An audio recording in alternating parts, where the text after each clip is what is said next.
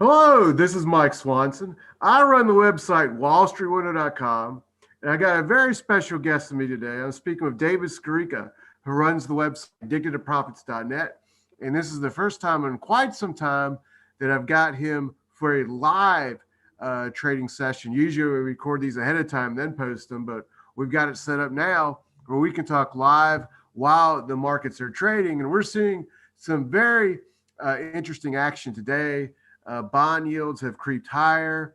The Treasury bond on the 10 years, I think above two, on the 30 years above 2% today. And a lot of things in the market are up. Energy popped. A lot of commodities are up.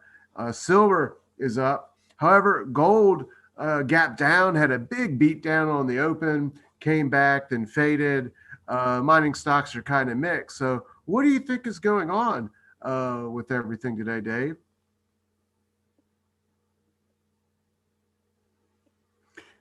I don't have your audio.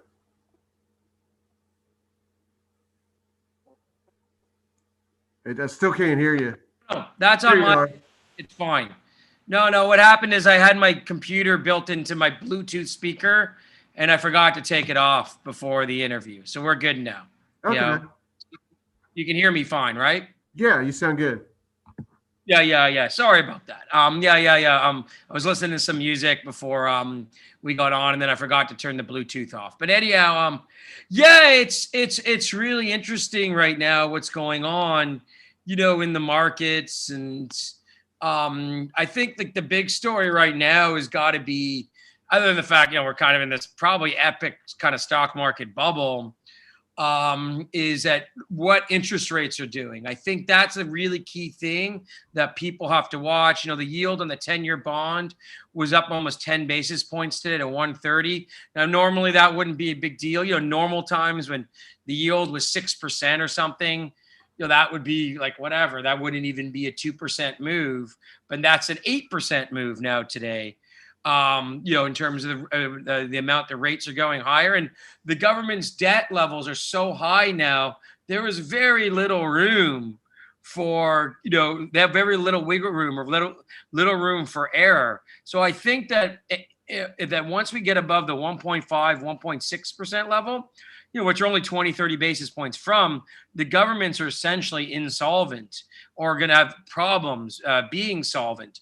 So I think that's really something to watch. And there's a switch that goes off in the markets. And we saw this in 2018. We saw this in 2000. We saw this in 1987, where like the markets and the rates kind of go up together, but then some point the rates just go up too high to the point where the market can't handle its lofty valuations with rates moving higher, and with companies, corporations, individuals, states, municipalities, the federal government, so dependent on these rates staying low. I think at some point this could really, really mean some difficult things for the market. The question is, we just don't know what's going to happen. Like I said, in 1987, the rates kind of went up all year, and then the market didn't really crack to that fall. In 2000, again, it really took to like the fall for the market to really fall apart. In 2018, same kind of thing. There was an initial kind of tank in February, and then the market fell apart more like in the fourth quarter, partly due because the Federal Reserve was raising rates, and those higher rates started taking down equity prices. But I really think that we're getting close to this point. And if you go look at where rates were before COVID started and the kind of crisis that caused, in the first and second quarter of last year, they're about 1.5, 1.6 on the 10-year bond.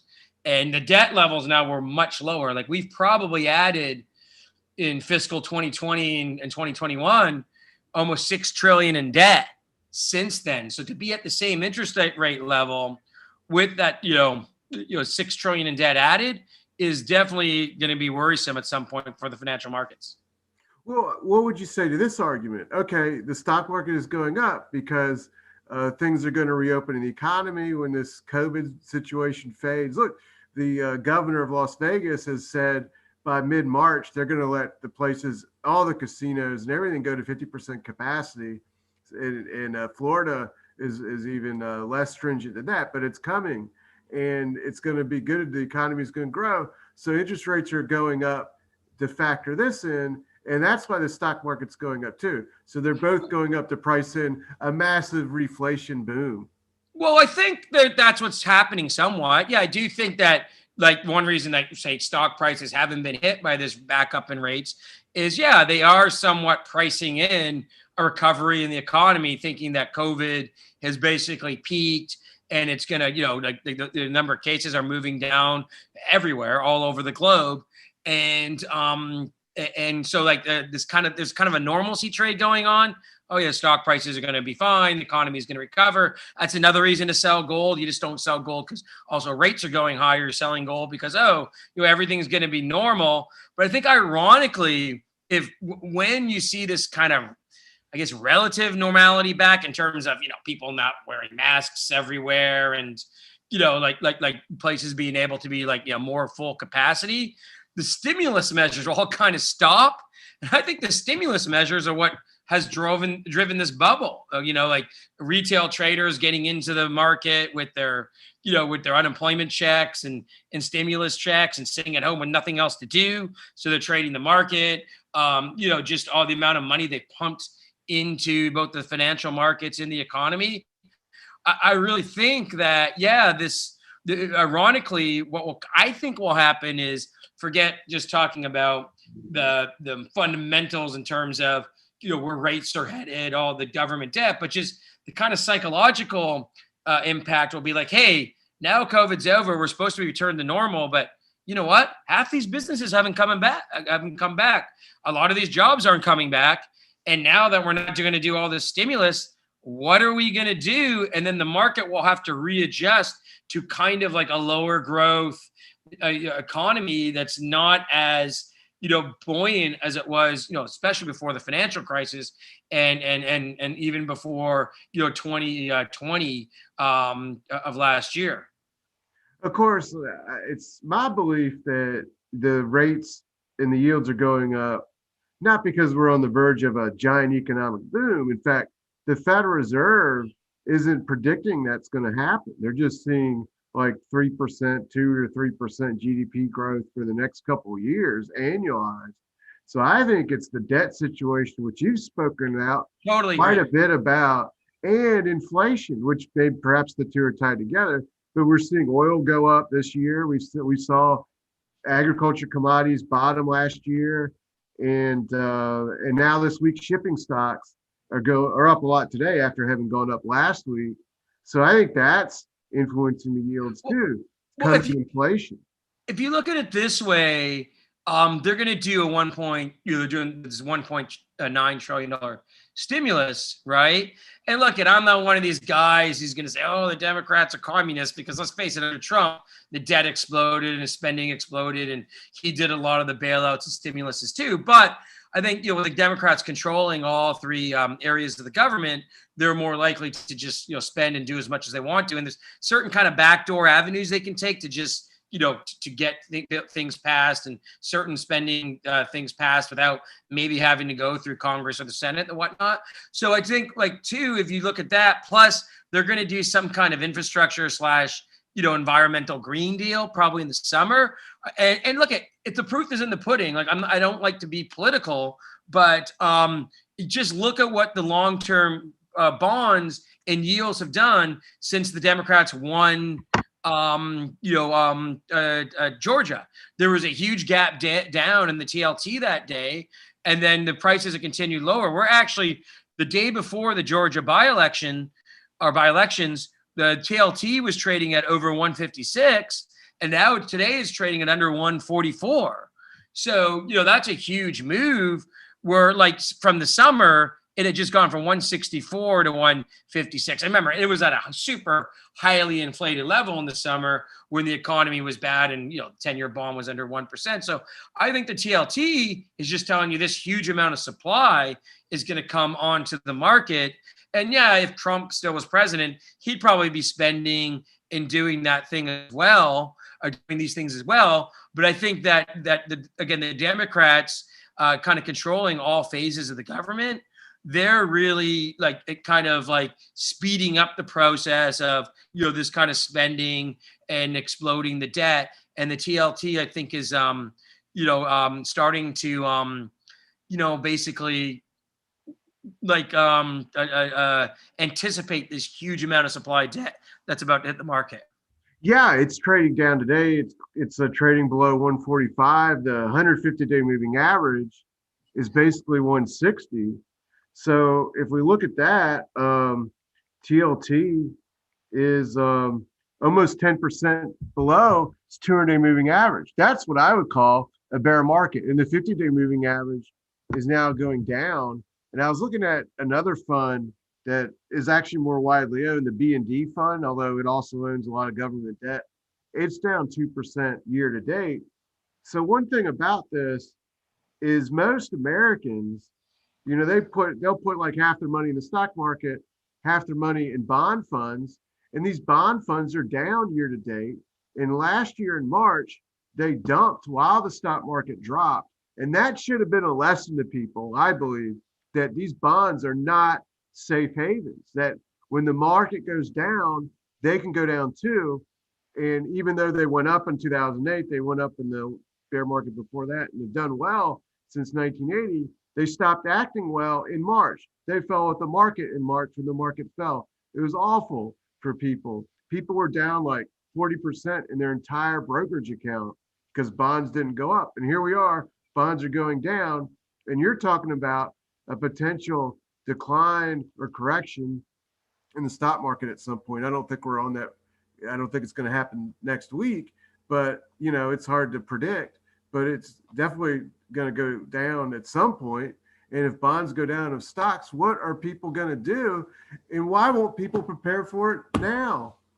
It's just that the market has gone up so far for so long. It's funny. One of the little deals that me and you are in today, I wrote one of the guys associated with it. And this thing has just been on fire. And I kind of told him, like I'm out of most of my position. This used to be a mining company and was rolled back a couple times. So I still got some warrants that if this thing really took off, because right now, like, let me put it this way, this deal from where my warrant price was, because it got rolled back a few times, I was down like 90%, and you were too, of these warrants. And today the stock got right at the money in the warrants. And that's how much it's gone, because now it's some kind of biotech, healthcare, cannabis / this kind of deal or whatever, right? So anyhow, and when the guy wrote me back, and he's like a really nice guy, and he's making a lot of money in this deal. He's made a lot more money than I have. So like, congrats to him. But he kind of wrote to me like it's going to the moon. I like, this thing has gone from 5 cents to over $2. Like, what's the moon? Yeah, And so it's just like, I just think that, and it's like, again, it's nothing against him. It's just that this is the mentality that people now have, that I don't care. You can look at the stock. It's called Mountain Valley, MVMD. That's the stock I'm talking about. And you'll see the chart, and it's gone up higher than my wildest dreams, right? And I essentially own it, like only really own the warrants now that are at 220. So this thing would still have to go more for me to participate. But look at, Mike and I actually bought in this thing pretty cheap. They did a 20-cent financing last year. So I'm happy with the way it's gone, right? So anyhow, yeah, you can see like as recent as December, this thing was under 10 cents a share,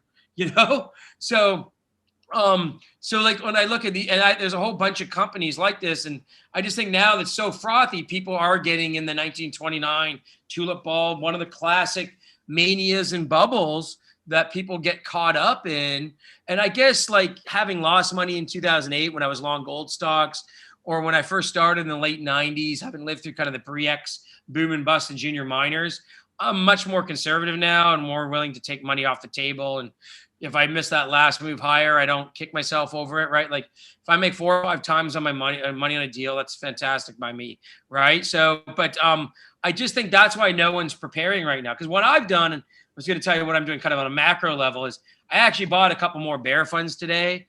I bought the RWM, which is the 2X a bear fund on the Russell 2000, because a lot of the Reddit traders, they've targeted these, like, like for example, GameStop for a little while was the largest company in the Russell 2000 when they did that short squeeze. So I bought this as kind of like a hedge, because I think that if you want to get the IWM, which is the Russell ETF, you can just see how this thing has just gone straight up. Look at this, is more than double basically from the lows of last spring.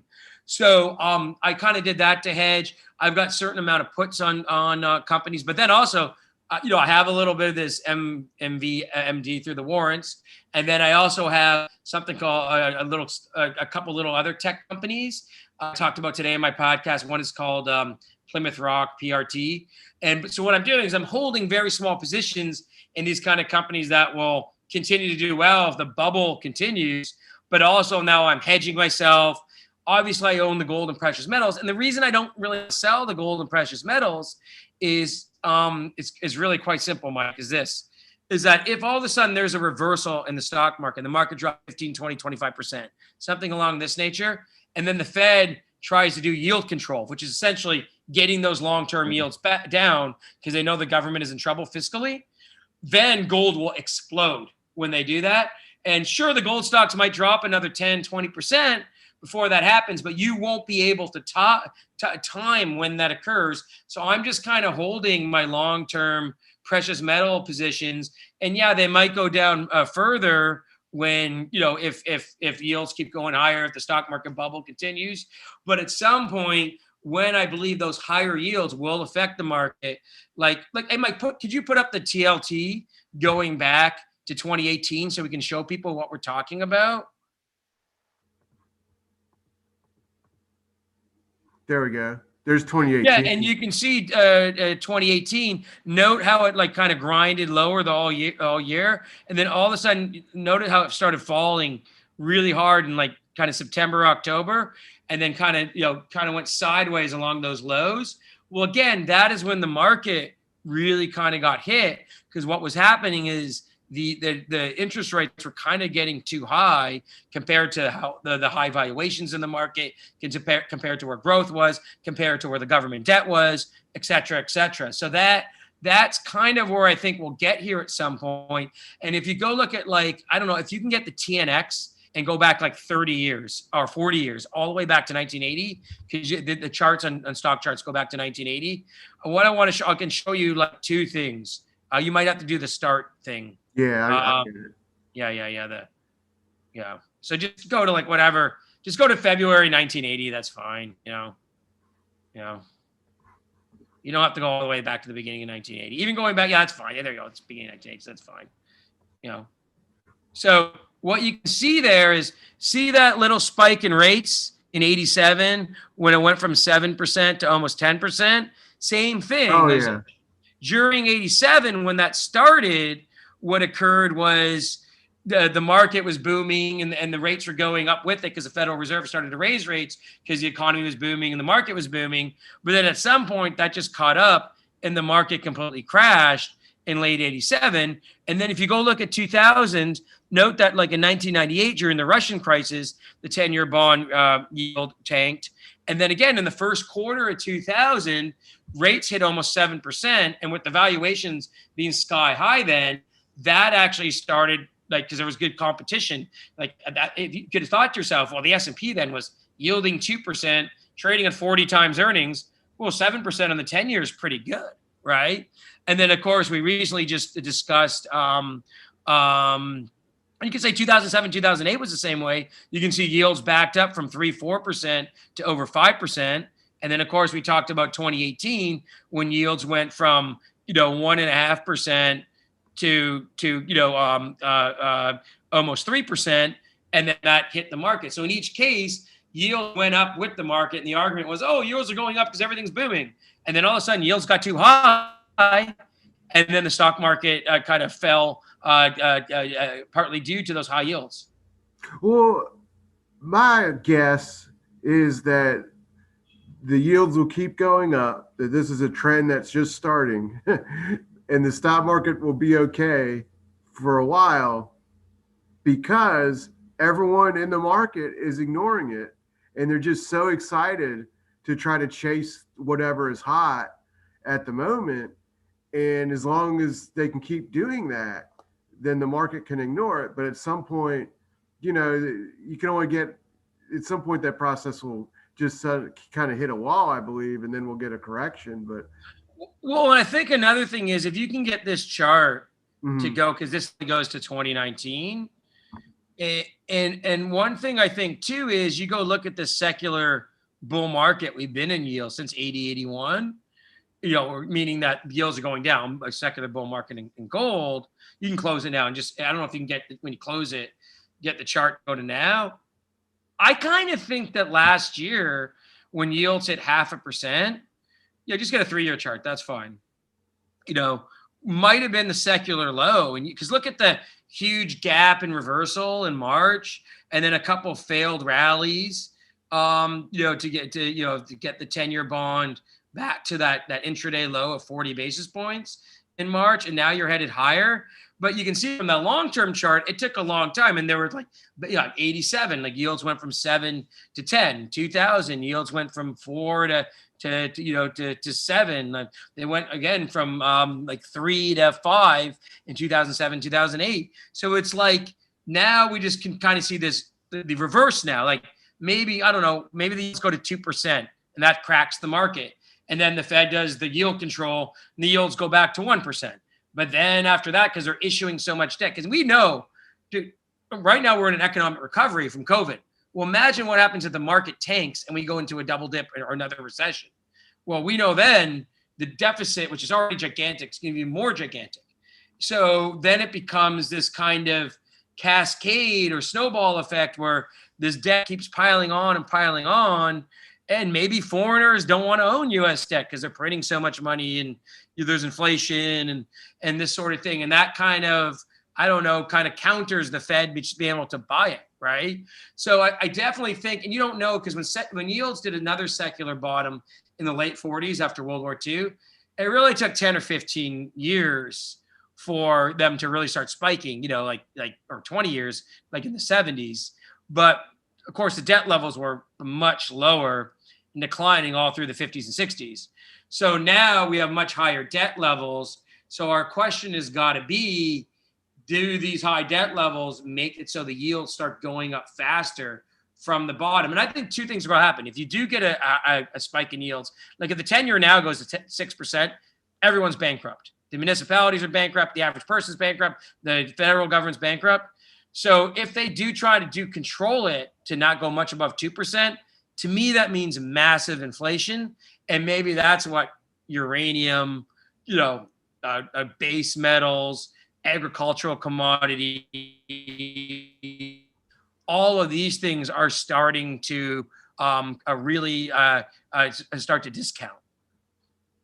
Yeah, it's going to be, well, one of the other thinking process I have coming into this year, and I still believe this, is last year we saw record market volatility, because the market collapsed in March. Yeah. It had this massive rally. And normally when you get huge volatility then shrinks for 6 to 12 months before it comes back. So I'm thinking we're in the shrinking period, and that's why there's so complacency.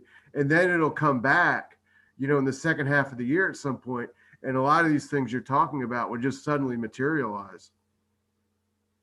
Yeah. See, and if you go look at kind of what happened in 2018, I think we could see a scenario like that this year where, because the market is so overextended, it's so frothy, these little stocks I'm talking about, like I've got, like I said, I have a very small position in some of these quote unquote, I call bubble stocks or, bull market stocks. It's like these little deals that I do that were 10, 20 cents that are now like $1, $2, right? And you go look at that and you kind of think, well, maybe what we'll see is something like 2018. And this also happened in 1937, where you get kind of some kind of correction in the first half of the year, 10, 15%. And then and it's kind of happened in 2000 as well. And then you kind of get this rally that takes whatever, 50%, maybe 2/3, maybe 3/4 of that correction back. And maybe the Fed starts doing the yield control. Maybe that's what kind of saves the market shorter term, and then maybe in the second half of the year, we see everything kind of roll over and fall apart.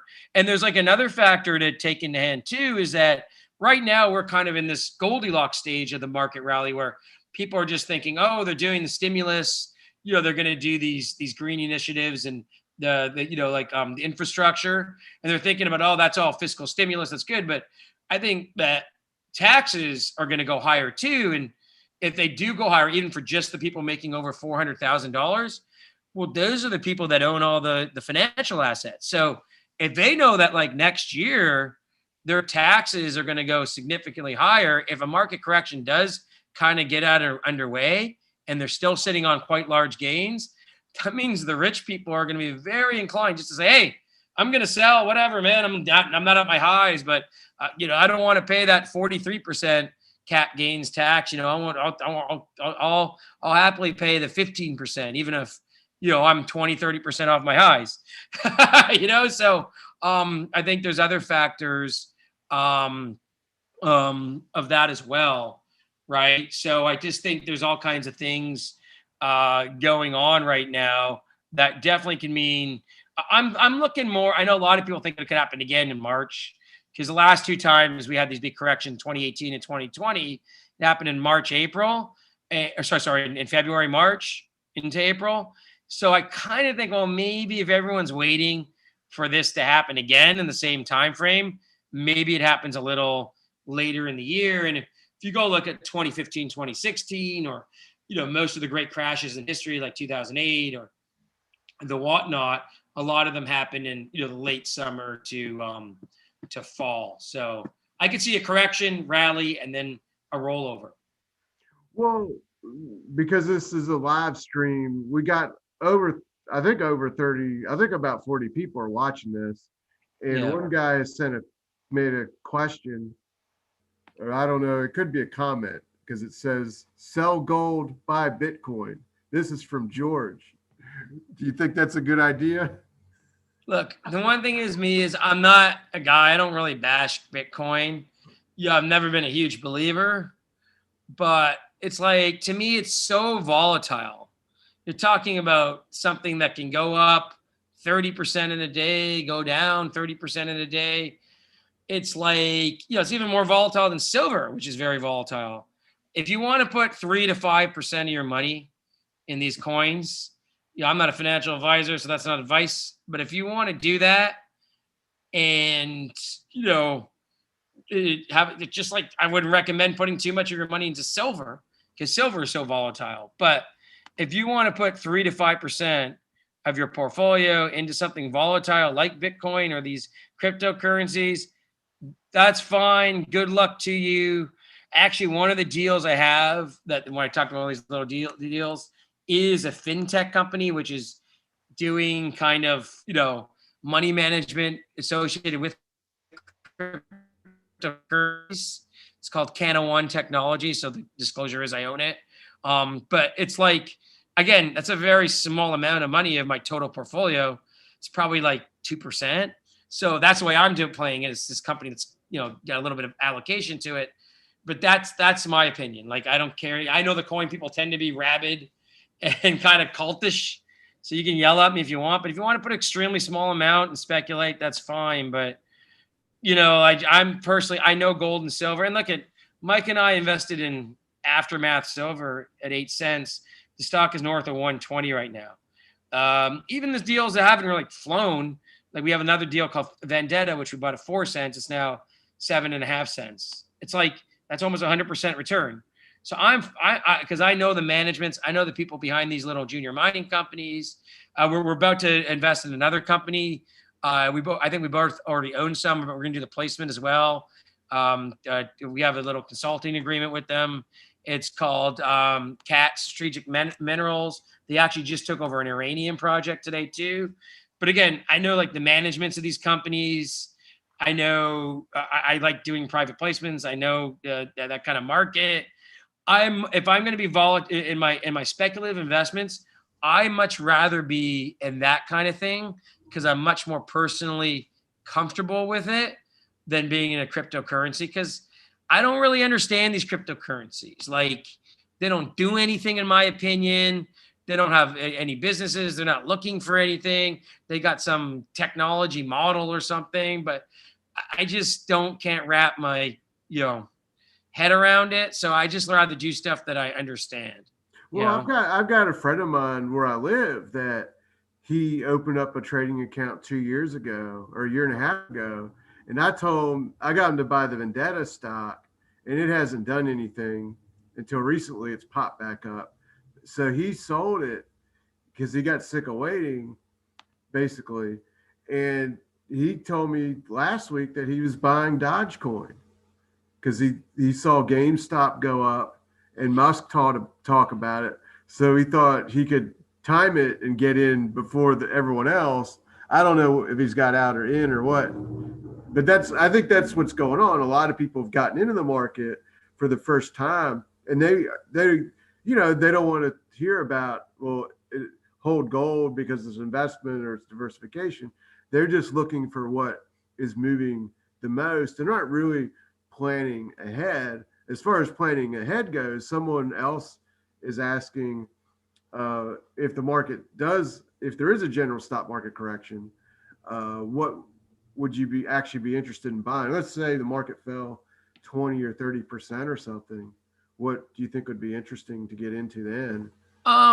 Okay, one thing about Dogecoin or Dogecoin or however Yeah, I didn't even get the name. That thing is essentially a joke. Like, it was set up where, like, the guy originally set it up, who I don't even think owns any anymore, that this little cartoon dog in a spaceship was the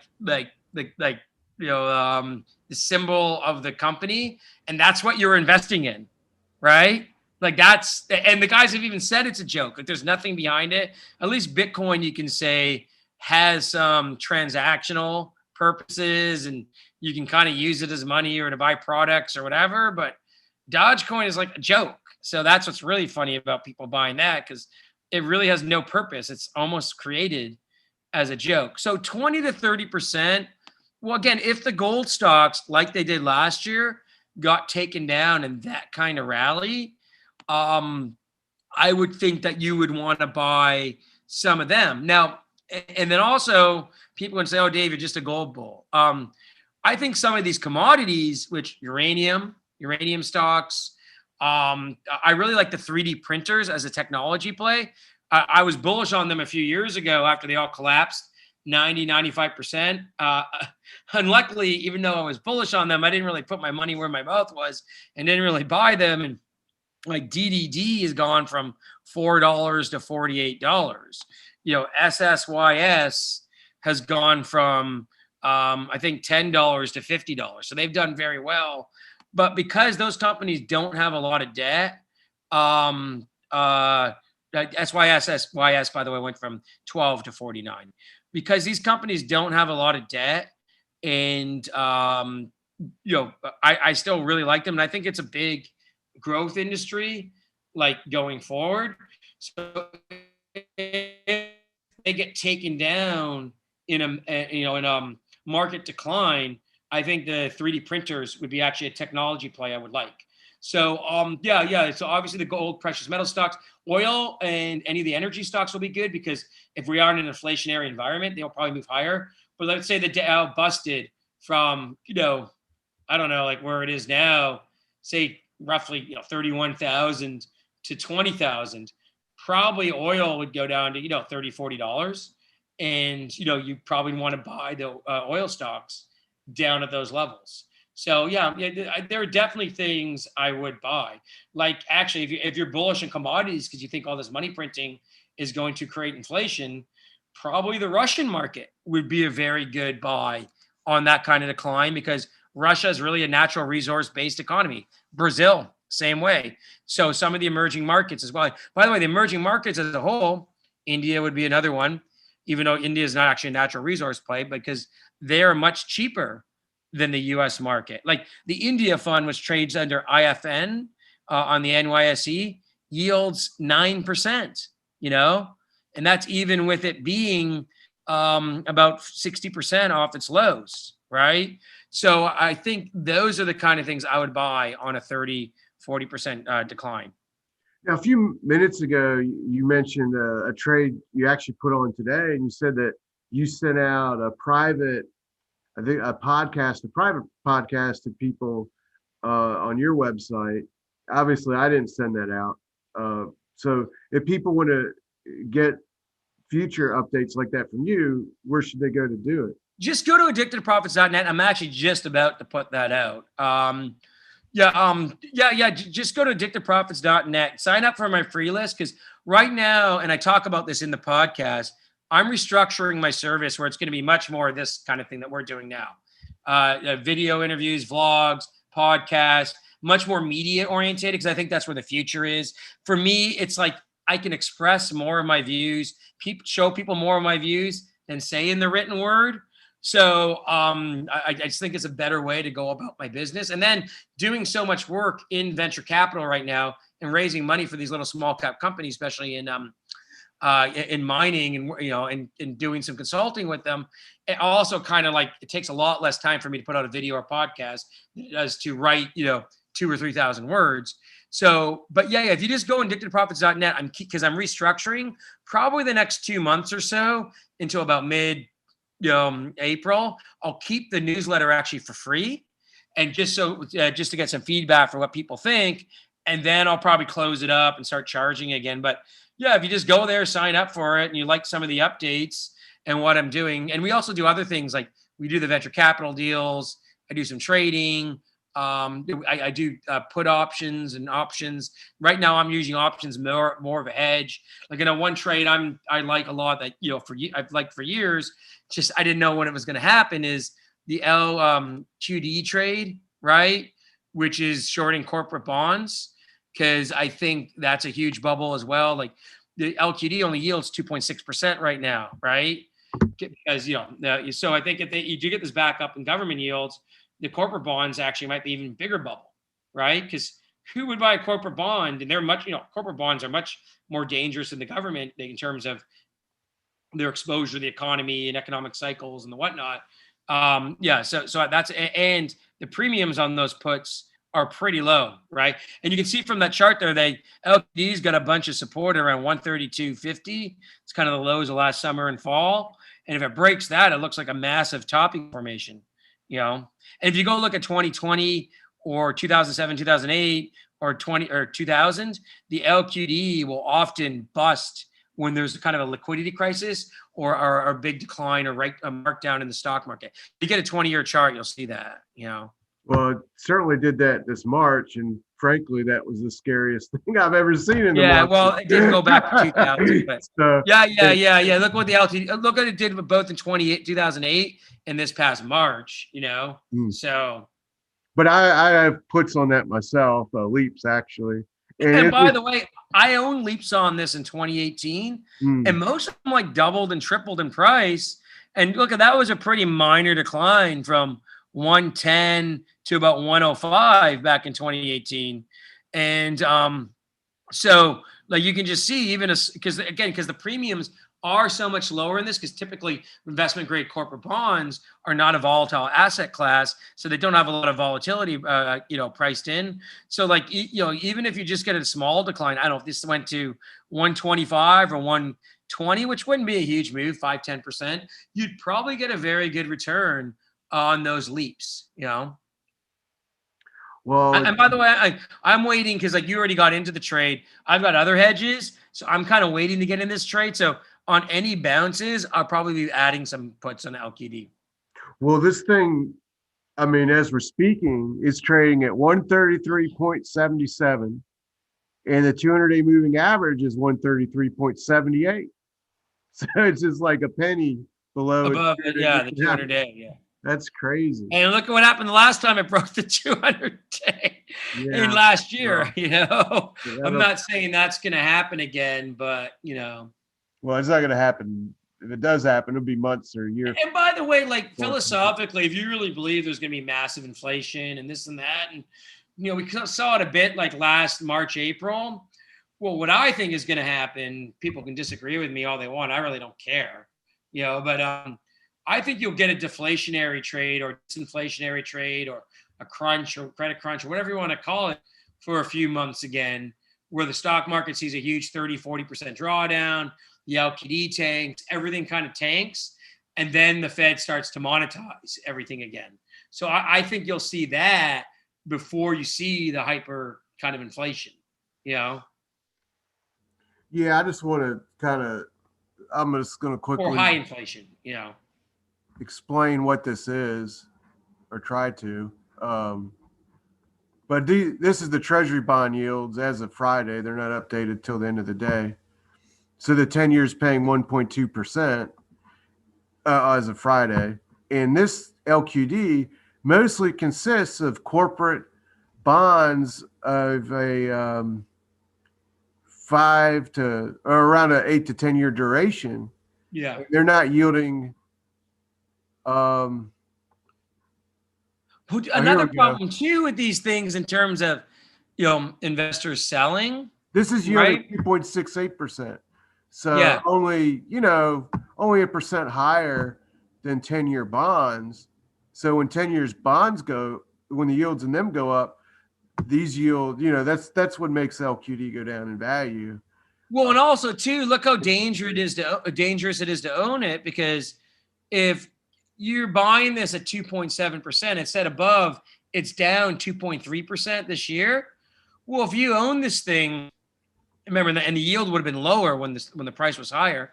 If you've owned this thing since the beginning of the year and it's down 2.3% and you were making 2.5% in the yield, you're basically making nothing, because you've lost in price what you're making in yield,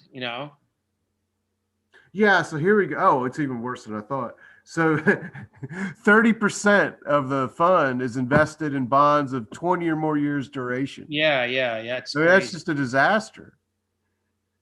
And if you go look at it, it's 81% or 80% of it is basically in 5 years or higher. Yeah, with a lot of it, 20 years, who wants to be locked in, at these super low yields for over 20 years. No person in their right mind would do it. But the people running this fund, they're running a fund for other people to buy. They're not doing this of all their money. In fact, it's a BlackRock special. So it's probably managed by computer robots. Yeah. It's probably, and it looks like it's pretty heavily into financials, actually. Yeah.